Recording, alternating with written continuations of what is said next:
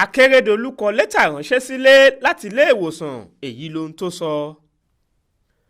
Gómìnà ìpínlẹ̀ Ondo Rotimi Akeredolu tó ti wà lórí àìsàn láti bí oṣù mélòó kan báyìí tí wọ́n sì ti gbé e lọ sí òkè òkun fún ìtọ́jú tó péye ti kọ lẹ́tà ránṣẹ́ sílé lọ́jọ́bọ̀ tọ́sídẹ̀ẹ́ ọjọ́ 6 oṣù keje ọdún yìí. Nínú àtẹ̀jáde tó fi síta lọ́jọ́bọ̀ tọ́sídẹ̀ẹ́ ló ti fẹ̀mí ìmoore hàn sí ààrẹ Bọ́lá Tinubu, ẹgbẹ́ òṣèlú All Progressives Congress APC àtàwọn èèyàn ìpínlẹ̀ Ondo fún àtìlẹ́yìn lọ́lọ́kan-ò-jọ̀kan tí wọ́n fún un látìgbà tó ti dèrò ilé ìwòsàn. Bákan náà ló sọ bí ọkàn rẹ̀ ṣe ti ń fà sí ilé sí. Ó fẹ̀dùn ọkàn rẹ̀ hàn sáwọn èèyàn ìpínlẹ̀ Ondo pé ó ti dàbí kóhun ti wá bá wọn, àmọ́ ní kété táwọn dókítà bá ti fìdí ẹ̀ múlẹ̀ pé òun lè máa lọ lé tí wọ́n sì tú òun sílẹ̀ lòun yóò darí padà sórílẹ̀-èdè yìí.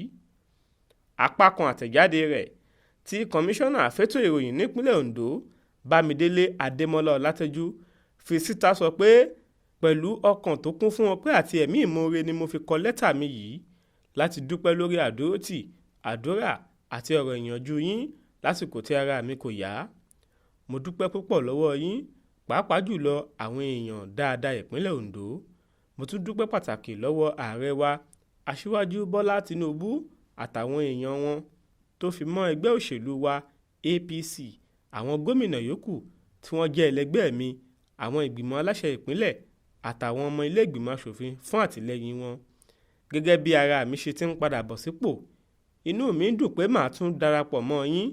Bẹ́ẹ̀ lèmi náà yóò dúró láàrin yín láìpẹ́ yìí, màá dẹ̀ padà sáàárín yín ní kété tí wọ́n bá ti ní ara mi ti le dáadáa. Akeredolu tún fi àwọn èèyàn ìpínlẹ̀ Ondo lọ́kàn balẹ̀ pé òun sì dúró lórí ìlérí òun láti sìn wọ́n àti láti ṣiṣẹ́ fún àyípadà ìpínlẹ̀ náà tóun bá ti padà sílé.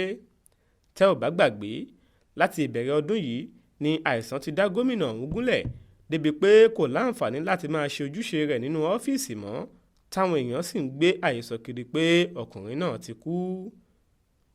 Monísọ́lá Sàká ló ṣàkójọpọ̀ ìròyìn yìí fún iléeṣẹ́ Aláròyé Online TV. Jamiu Àbáyọ̀mí ló kà á sétí ìgbọ́ yín.